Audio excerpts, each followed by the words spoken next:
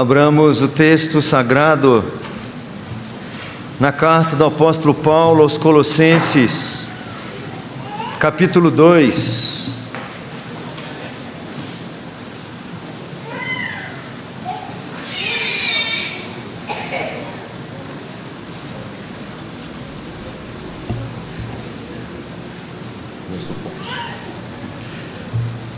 Colossenses capítulo 2. Sigamos em nossa sequência. Esse texto você precisa abrir, porque esse a gente não projeta.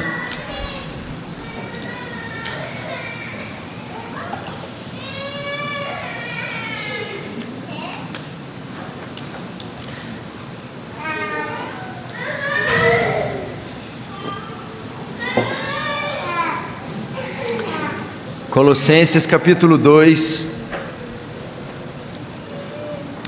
do versículo 1 ao versículo 10. Versículo 1 ao versículo 10. Acompanhe a leitura do texto sagrado. Gostaria, pois, que soubesseis quão grande luta venho mantendo por vós, pelos laudicenses e por quantos não me viram face a face, para que o coração deles seja confortado e vinculado juntamente em amor, e eles tenham toda a riqueza da forte convicção do entendimento, para compreenderem plenamente o mistério de Deus, Cristo, em quem todos os tesouros da sabedoria e do conhecimento estão ocultos. Assim digo, para que ninguém vos engane com raciocínios falazes. O 5.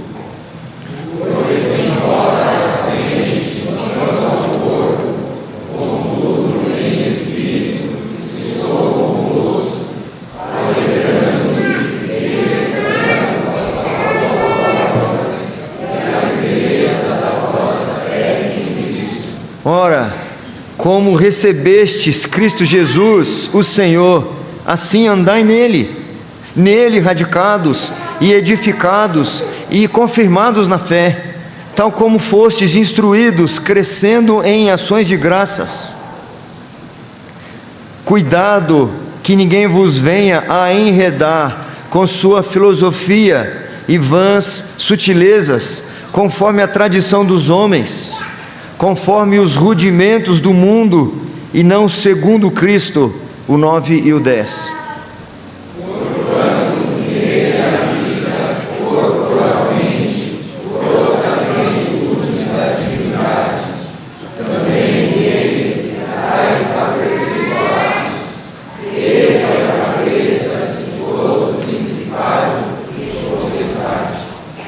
Oremos mais uma vez, meus irmãos.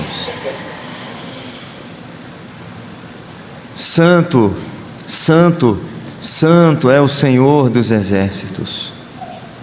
Toda a terra está cheia da tua glória. Nos prostramos diante do estrado dos teus pés nesta hora, Senhor. Já podemos reconhecer a tua grandeza, majestade e soberania. Podemos reconhecer a nossa própria pecaminosidade, nossa fragilidade e pequenez. Podemos expressar nossa gratidão pelo privilégio de Cristo Jesus ter nos reconciliado contigo, sendo que não havia valor nenhum em nós, mas tendo amado-nos até o fim, cumpriu cabalmente a sua missão de resgatar-nos da condenação do pecado. E como essa mesma carta diz, fomos então transferidos do império das trevas para o reino do Filho do teu amor. Verdades estas que sustentam a nossa vida, que alimentam nossa esperança. E é por isso que elevamos nossa voz e nosso pensamento diante do Senhor nesta hora, Senhor, porque carecemos de continuamente ouvir verdades como estas. Precisamos continuamente de ser alimentados com alimento substancial, com verdades robustas, fundamentadas na Tua Palavra, porque estas de fato podem penetrar até o ponto de separar a alma e o espírito, a junta e a medula, ela é apta para discernir os pensamentos e propósitos do coração do homem, ela é apta para corrigir, para exortar, para educar na justiça.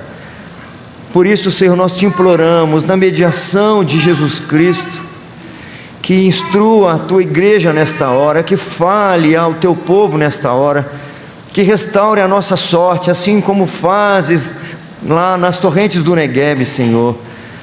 Em nome de Jesus, que esse momento não seja simplesmente um momento proforme, simplesmente um compromisso corriqueiro, uma rotina religiosa da nossa vida, mas de fato reconheçamos a tua voz, sintamos a tua presença, sejamos instruídos por tua palavra.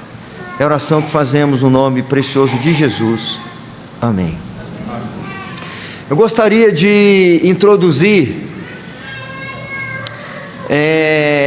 esta nova sessão, capítulo 2, fazendo um breve sumário do capítulo 1, que nós percorremos por algumas semanas. Eu não vou repetir os sermões, eles estão lá, estão gravados lá, certo? Mas nós precisamos sumariar, relembrar algumas coisas, porque senão não fará sentido para nós avançarmos na carta. Porque nós temos a tendência de, quando a lemos, temos a tendência de que o apóstolo Paulo escreveu uma dissertação, uma tese com 4 capítulos, uma obra com 4 capítulos. Não, ele escreveu uma carta. E quando ela foi lida pela primeira vez, e as primeiras vezes que ela foi lida, ela era lida toda, ela não era lida de pedaço em pedaço. Então a gente corre o risco de perder, por exemplo, os propósitos pelo qual ele escreveu essa carta. Então vamos lá. Nós já sabemos no capítulo 1 que Epáfras, o pastor desta igreja, foi até Roma, uma viagem demoradíssima, uma viagem duríssima, pelas intempéries de mais de 1000 quilômetros naquela ocasião, para estar em Roma, no calabouço romano, numa prisão romana, para estar com Paulo, para levar um relatório acerca dessa igreja de Colossos. O seu relatório constava de pelo menos 2 razões básicas, que são claramente encontradas aqui na carta. A primeira parte do relatório constava do registro da lealdade desta igreja a Cristo. A lealdade a Cristo caracterizava esta igreja como um todo, de um modo geral.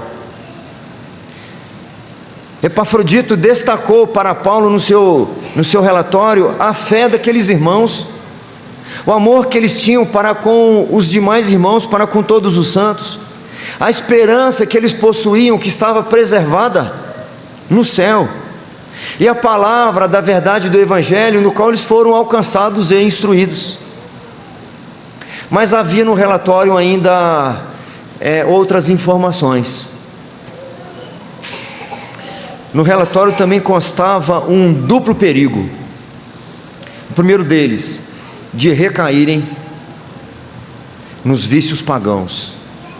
Era uma cidade pagã, com pessoas que nasceram, cresceram e viveram por gerações naquele paganismo, adorando o imperador, adorando Diana. E esses novos convertidos corriam o risco de fazer aquilo que um ditado antigo diz: acender vela para 2 santos, querer de alguma forma conviver uma espécie de cristianismo, ao mesmo tempo que negociavam princípios e valores com o mundo. É por isso que várias vezes o apóstolo Paulo diz, como lemos hoje aqui, que eles deveriam andar de um modo digno da vocação a que eles foram chamados. Um outro perigo era o de seguirem conselhos dos falsos mestres, que de alguma forma intentavam complementar ou substituir a fé que eles tinham em Cristo Jesus, lançando mão de recursos estranhos à palavra. E aquela igreja que até então se destacava por uma fé genuína em Cristo, corria o risco de dar ouvidos para aquilo que não era da Escritura,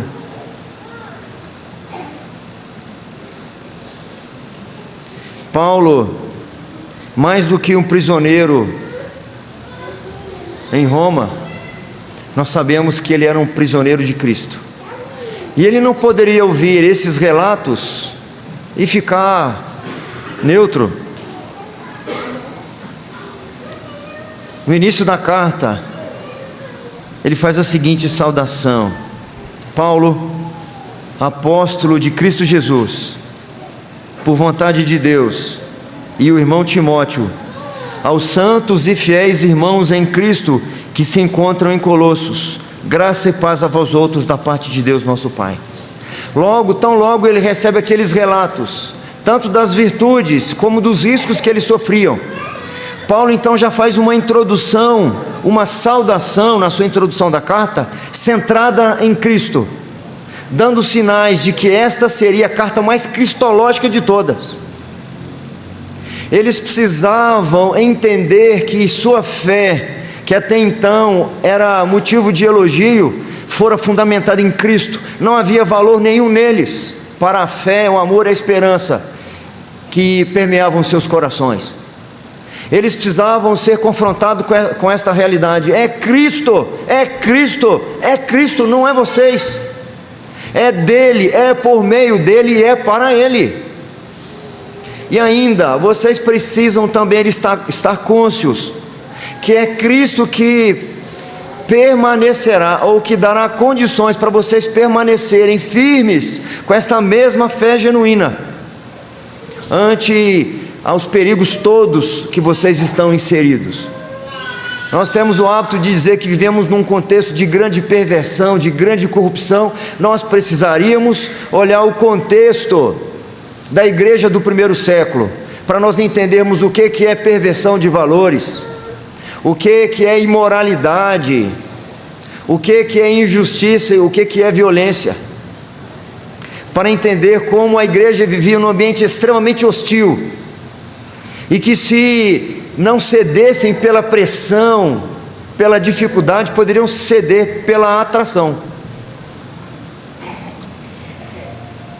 Então, depois dessa saudação centrada em Cristo, Paulo vai dizer aos destinatários da sua carta que ele está continuamente agradecendo a Deus pelas virtudes que foram relatadas, e ele também revela que ora insistentemente para que esses irmãos não naufraguem na fé.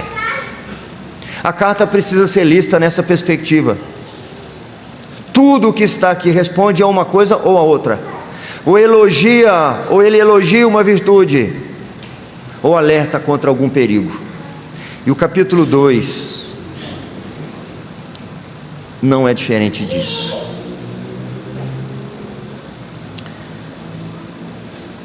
Nosso tema, nós temos já tradicionalmente aquele tema geralzão, epístolas da prisão. Estou fazendo esta sequência das 4 epístolas.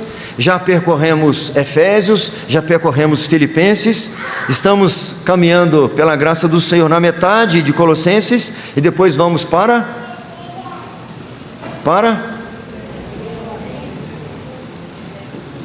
não é para o capítulo 3, nós vamos depois para Filemão. Eu não consegui entender o que ninguém falou, então para Filemão. Então, Colossenses. E agora, na sequência, o tema específico que nós percorreremos nos 10 versículos desse capítulo 2: Cristo, o excelso, o único e todo suficiente Salvador. Nesses 10 versículos, meus irmãos, eu só consegui extrair um ponto. Só tem um ponto no meu sermão. Mas não quer dizer que por ser um ponto, o sermão vai ser rápido. Ou nós terminaremos hoje,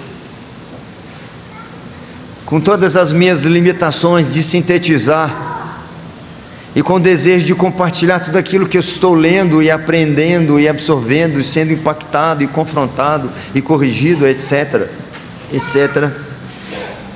nós percorreremos esses versículos passo a passo. Hoje, se o Senhor permitir, ficaremos até o versículo 3 apenas. Cristo, o excelso, o único e todo suficiente Salvador, contra as vãs filosofias. Contra as vãs filosofias há um antídoto, há um remédio eficaz, há uma resposta para o contexto mais desfavorável que a igreja possa enfrentar. Por mais perversão de valores e princípios, por mais inadequados e mentirosos que sejam os falsos ensinos, há uma resposta para isso, há um antídoto para isto: a suficiência de Cristo Jesus. Quando aquelas falas e ensinos, aquelas que o mesmo apóstolo Paulo vai falar na sua segunda carta, que dá coceira nos ouvidos, quando esses falsos ensinos apresentam facilidades, atalhos, portas largas, caminhos espaçosos,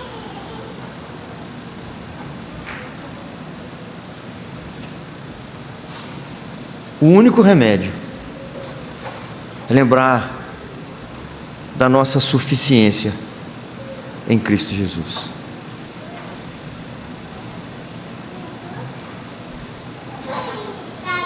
O apóstolo Paulo diz a Timóteo, no fim da sua vida, no fim do seu ministério, e eu já disse isso aqui para vocês, a segunda carta a Timóteo é provavelmente o seu último escrito, dos escritos inspirados do apóstolo Paulo. E a segunda carta concentra os preceitos ou os conselhos mais preciosos que ele quer deixar registrado para Timóteo, porque daí a pouco Paulo não estará mais por perto, e os tempos serão muito difíceis, e Timóteo não terá o recurso desse pastor mais experiente para se aconselhar. Então ele pode, vez ou outra, lá nos pergaminhos, desenrolar e reler aqueles preciosos conselhos, dentre os quais ele vai dizer no final da carta: conjuro-te perante Deus em Cristo Jesus, que há de julgar vivos e mortos, prega a palavra, corrige, repreende e exorta com toda a longanimidade e doutrina, porque haverá tempo em que não suportarão a sã doutrina, antes cercar-se-ão de mestres, lhe ensinando como que lhe dando coceira nos ouvidos. Foge também desses. É muito interessante como isso é tão pueril. Provavelmente nesta igreja, qualquer uma das nossas crianças responderia a seguinte pergunta: o Senhor é soberano? Responderia sim. É uma das doutrinas centrais da fé reformada, de qualquer igreja presbiteriana. Nós cantamos isso em verso e prosa, meus irmãos. Isso não é nenhuma novidade para nós.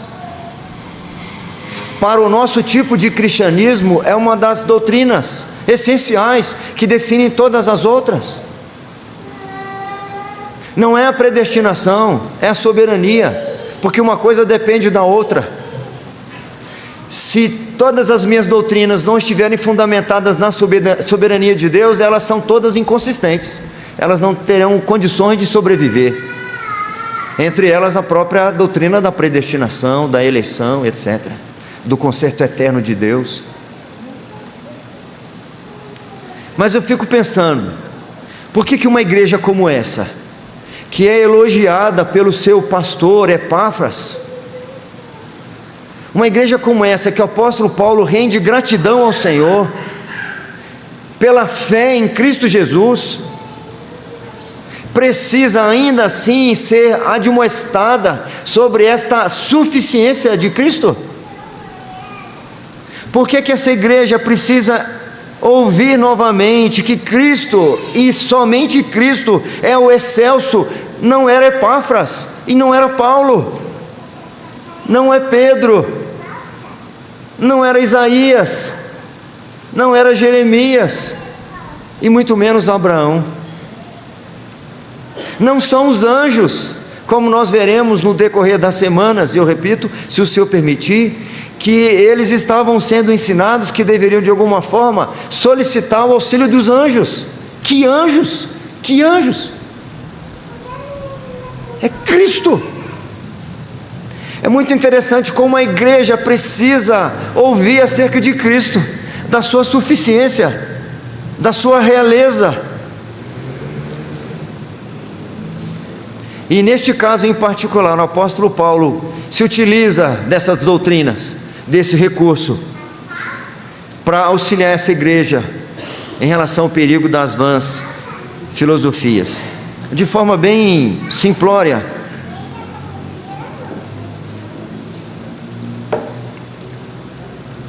Esses falsos ensinos, ou essas vãs filosofias que são apresentadas aqui no texto que nós acabamos de ler, com outras expressões, como por exemplo no versículo 4, assim digo para que ninguém vos engane com raciocínios falazes.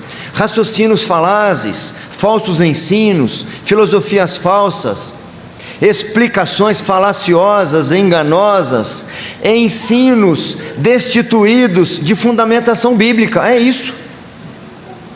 Quando Paulo usa aqui a expressão, nesse versículo que eu fiz menção agora no 4, ninguém vos engane com raciocínios falazes, o que ele quer dizer são ensinos destituídos de fundamentação bíblica.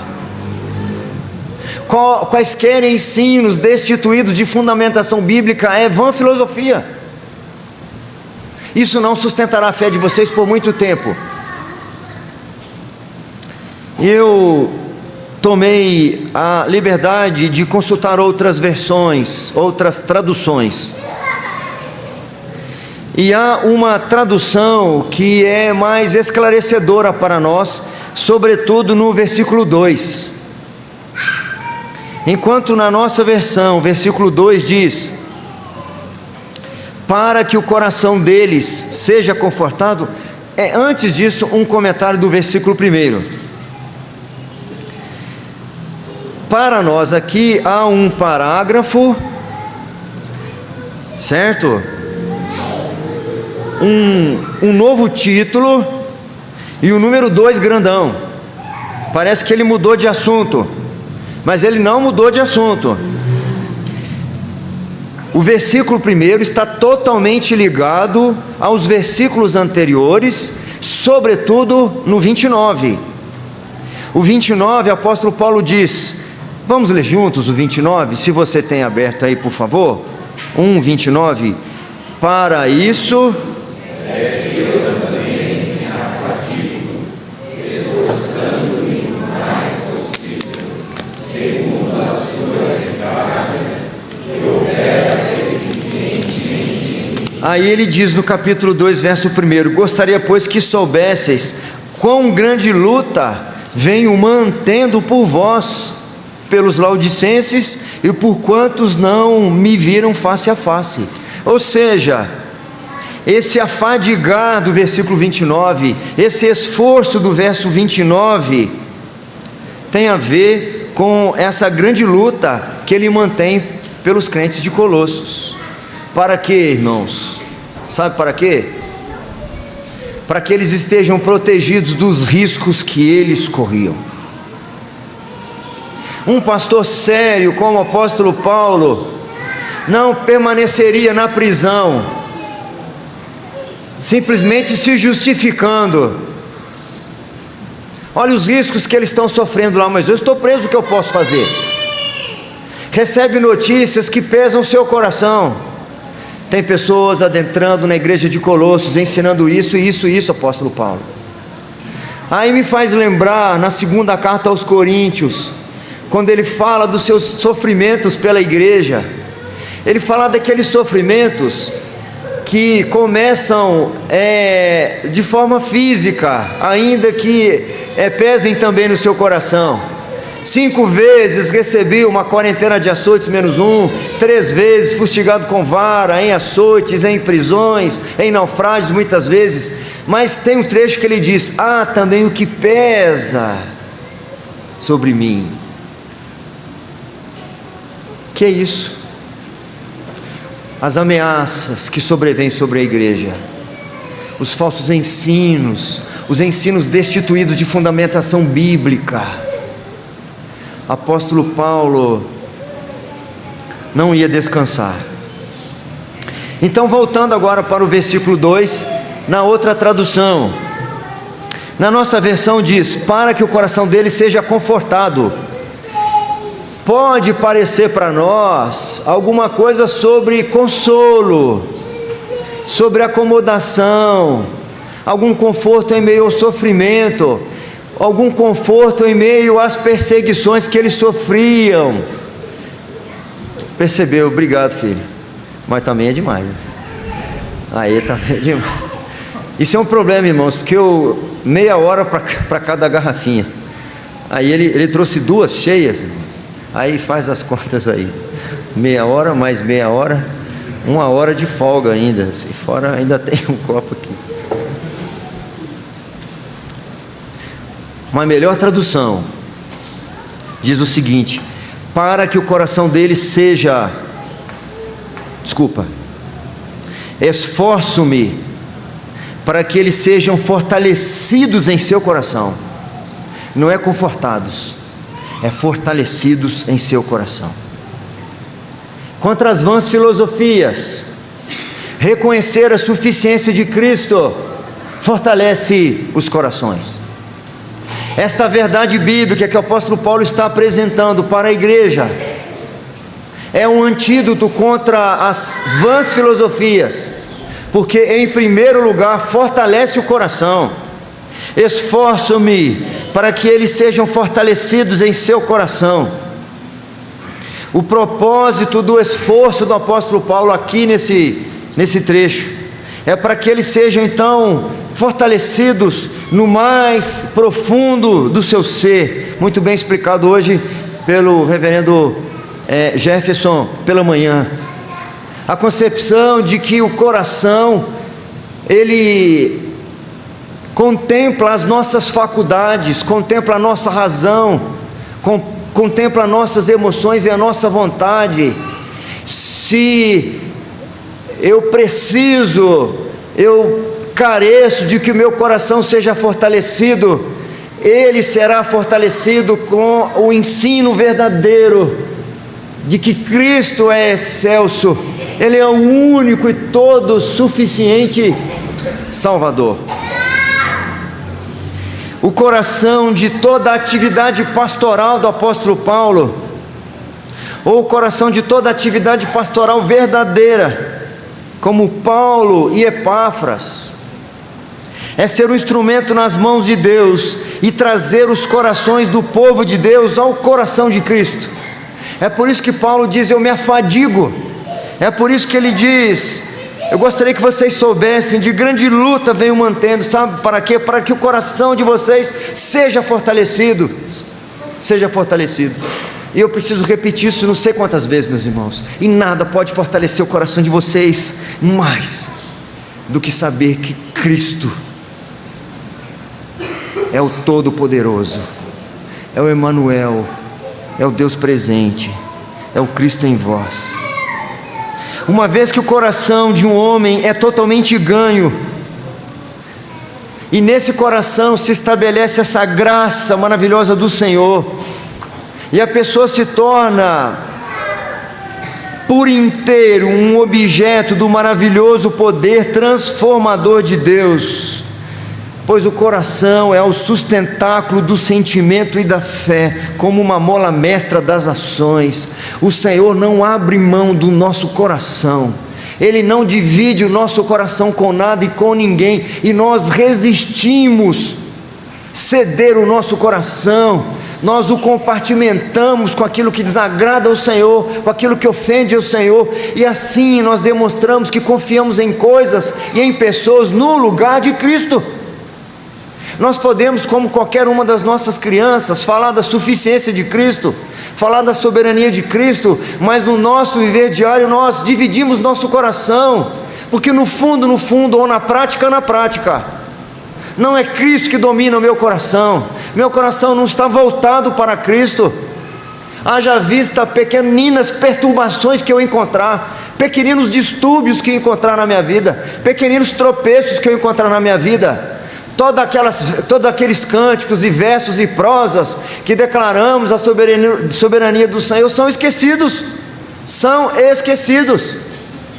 Ele requer que eu o confesse, Ele requer que os meus lábios professem a fé nele, mas Ele não abre mão do meu coração, está inteiramente submetido a Ele. O apóstolo Paulo aos Romanos diz assim: se com a tua boca confessares a Jesus como Senhor, e em teu coração credes que Deus o ressuscitou dentre os mortos, será salvo. Eu vou inverter a ordem do versículo, porque com a boca se confessa a respeito da salvação, mas com o coração se crê a respeito da justiça. E tem muita gente cantando: tu és soberano sobre a terra, sobre os céus, tu és Senhor absoluto, mas vive como se o Senhor não fosse soberano nas suas menores decisões. Ele não é consultado nas nossas decisões. Quantos de nós, sendo sinceros, meus irmãos, faz o tipo de petição que Davi fez lá no Salmo 19: que as palavras dos meus lábios e o tremular do meu coração lhe sejam agradáveis, ó Senhor, Rei dos exércitos. A gente vai navegando com um pé numa canoa e outro pé na outra canoa, e assim a gente sobrevive num ambiente cristão e até mesmo reformado por décadas, mas com o nosso coração, Jesus não é dono dele.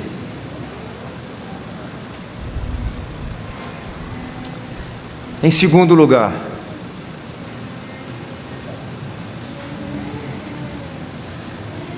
esforço-me para que eles sejam fortalecidos em seu coração e estejam unidos em amor. O segundo subponto é esse: Cristo, o excelso, o único e todo suficiente Salvador, o remédio contra as vãs filosofias, a solução que nos encoraja, nos fortalece e nos protege ante aos falsos ensinos, os ensinos que não são bíblicos. Por quê? Porque esta verdade nos une em amor.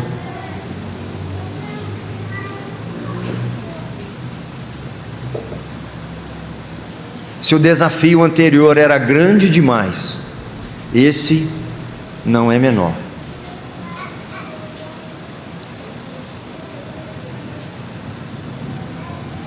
O apóstolo Paulo, ele sofre por conta das ameaças que a igreja está sofrendo.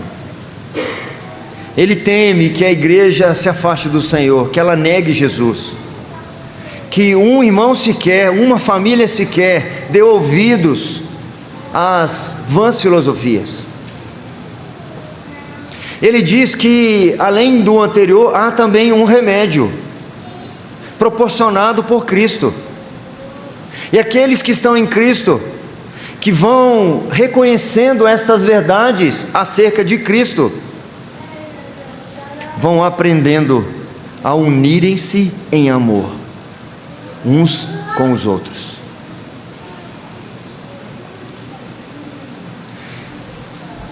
Presta atenção no que eu vou dizer, meus irmãos. Se nós não estamos unidos em amor, não se faça de vítima. Não vá se colocar na situação: mas as pessoas não me amam. Para com isso. Nós não temos que amar os nossos irmãos se eles nos amam. Nós temos que amar os nossos irmãos porque Cristo nos amou, e Ele é excelso, Ele é o único e suficiente Salvador. É porque Ele me amou primeiro, Então, como apóstolo Paulo, eu posso ter uma folha corrida imensa de serviços prestados, mas ainda serei devedor, porque ele não era devedor porque fazia mais do que os outros apóstolos, e fazia. Ele era devedor pelo que ele recebeu do Senhor Jesus. E ainda que ele desse a sua própria vida para ser queimado, isso não seria nada, se ele não tivesse aquilo que de fato lhe identificaria com Cristo, o amor. O que lhe identificaria com Cristo não eram os dons, não eram falar línguas estranhas, não é nada disso. É por isso que ele vai lá no capítulo 12, falando sobre dons aos coríntios, e lá no capítulo 14, ele termina o capítulo 12 e começa o capítulo 14, ou seja, tem um parênteses aí, ele termina falando para a igreja, procurar com zelo os melhores dons, e ele começa o capítulo 14 falando isso.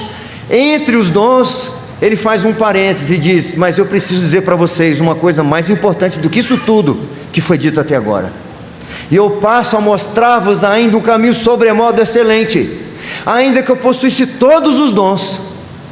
E ele enumera os mais espetaculares, os mais espetaculares. Vocês se gabam de vocês falarem línguas que vocês não foram versados nela? Ainda que eu falasse a língua dos homens e dos anjos, isso não é nada, eu não comunicaria nada, eu seria como um símbolo que soa, como um sino. As musicistas ali vão identificar as notas musicais, e são as mesmas no mundo inteiro, mas um sino, quando soa, é mais difícil identificar que nota que ele está comunicando. Aí ele vai dizer: vocês podem se gabar por serem uma igreja rica, que colabora com igrejas mais pobres, mas ainda que eu desse o meu próprio corpo para ser queimado, nada disso adiantaria. Vocês se gabam da ciência. Se eu tivesse toda a ciência, conhecesse todas as ciências, aí ele passa então a mostrar qual que é o caminho sobremodo excelente.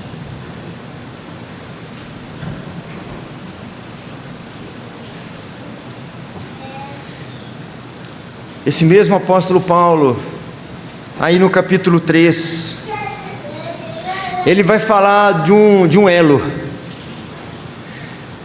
Na nossa versão ele fala de vínculo. Se você puder ler comigo o versículo 14, capítulo 3, verso 14. Vamos juntos? Acima de tudo,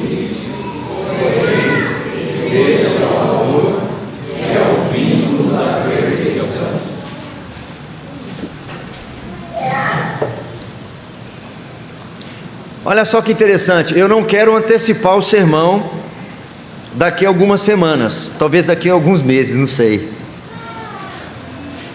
Hoje eu estou no verso 2 e 3, eu não sei como é que vai ser a história para frente. Mas ele vai apresentar algumas virtudes para a igreja, como aqueles irmãos deveriam ser identificados. Ele vai dizer no 12: revesti-vos, pois, como eleitos de Deus, santos e amados. Ele vai dizer no 13: suportai-vos uns aos outros, perdoai-vos mutuamente, etc, etc. Mas quando ele chega no 14, que é o meu ponto aqui agora, ele chega no 14 e diz: acima de tudo isto, acima de se revestirem como eleitos de Deus, olha que interessante, preste atenção, acima de vocês suportarem uns aos outros. Ele poderia usar a seguinte linguagem: abaixo do revestir-vos como eleitos de Deus, abaixo como fundamento, abaixo de suportai-vos uns aos outros, e dos demais imperativos que ele apresenta, ele vai dizer: tudo isso se fundamenta, sabe aonde? Naquele que é o dom que nos caracteriza como vinculados em Cristo, o amor.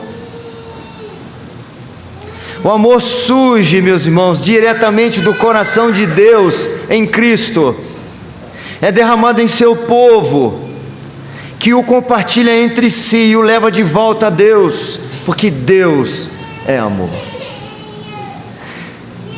É claro, nós já sabemos que esse amor não é ausência de correção, pelo contrário,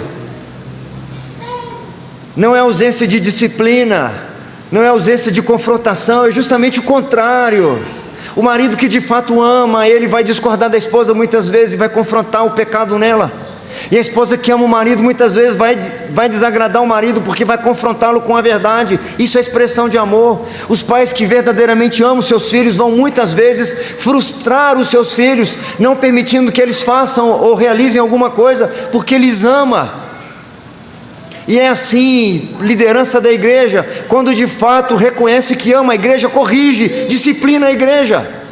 Nós temos a falsa ideia de que amar é passar a mão na cabeça, é concordar com seus erros, é acobertar as suas falhas, é se omitir, não querer se expor, querer ficar bem com a pessoa e com Cristo ao mesmo tempo. Isso não vai dar certo, porque para eu expressar um amor verdadeiro, genuíno, que me identifica com Cristo, eu preciso vez ou outra desagradar alguém. E para fechar, meus irmãos, por hoje,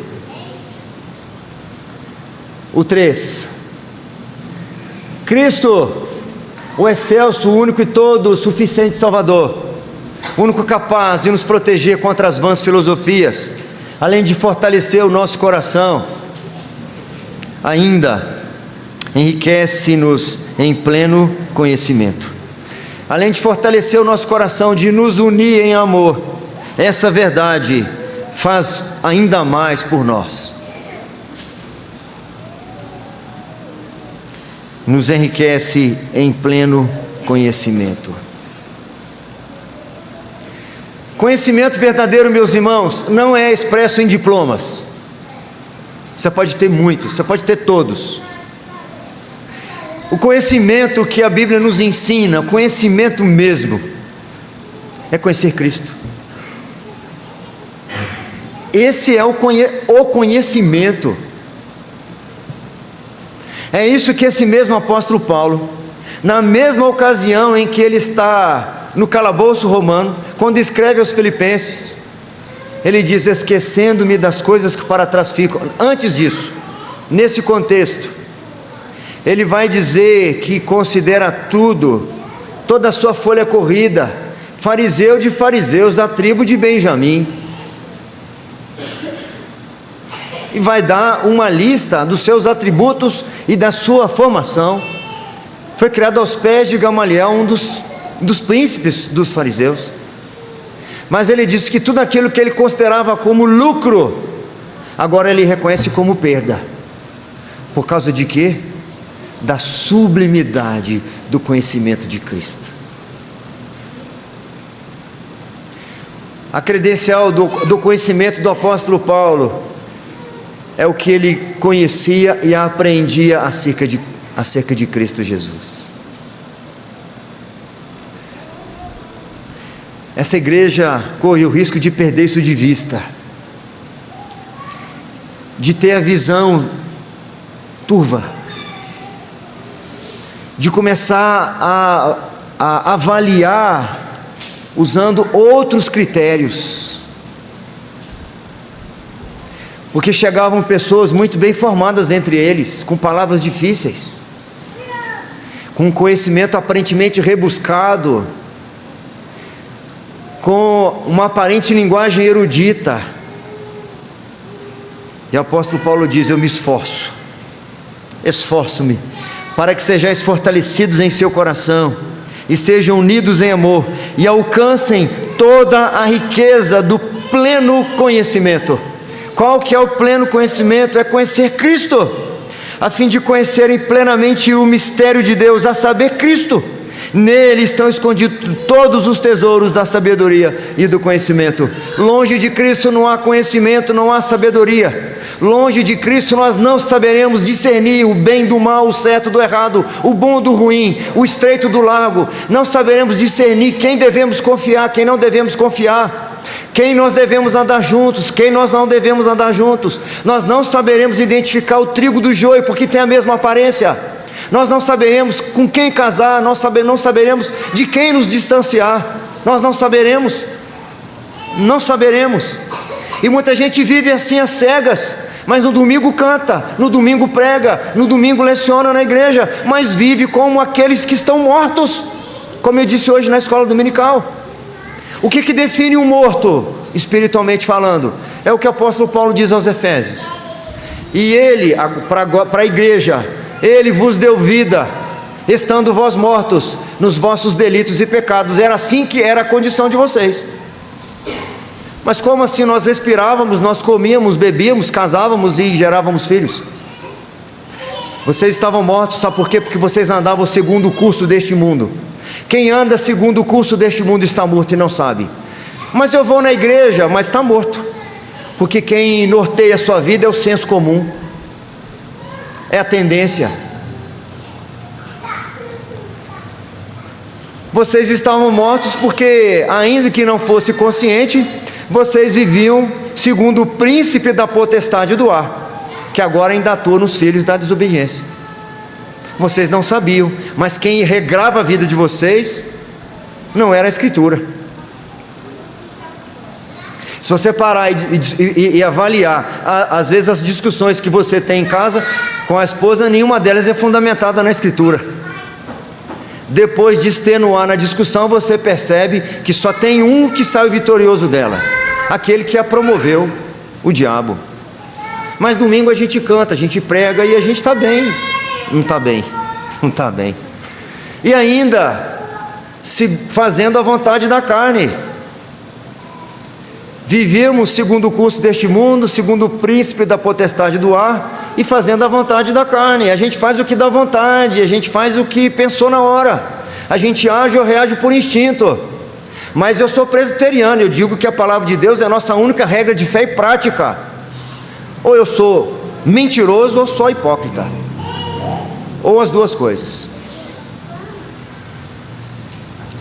Ainda no início da carta, estamos de fato caminhando para o final. Aí no capítulo 1, no versículo 9,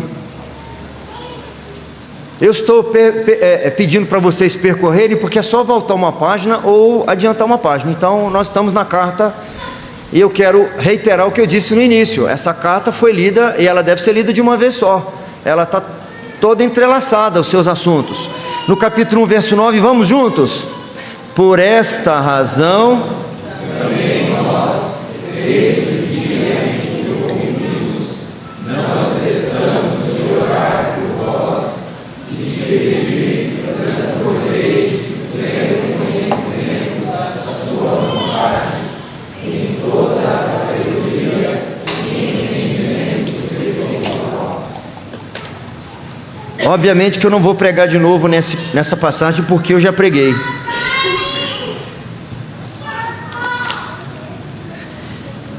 Mas o relatório que o apóstolo Paulo recebe, dando contas que eles estavam andando muito bem, o apóstolo Paulo diz: por esta mesma razão, porque vocês estão andando bem,